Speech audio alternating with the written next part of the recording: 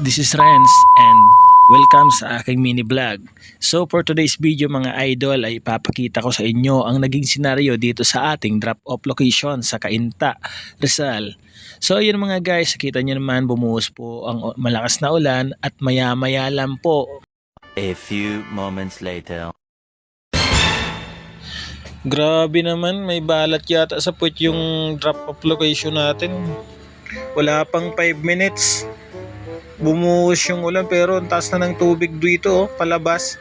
Pabalik sana tayo ng Taytay ngayon, no choice tayo. Pupunta tayo ng Santa Lucia, doon tayo exit.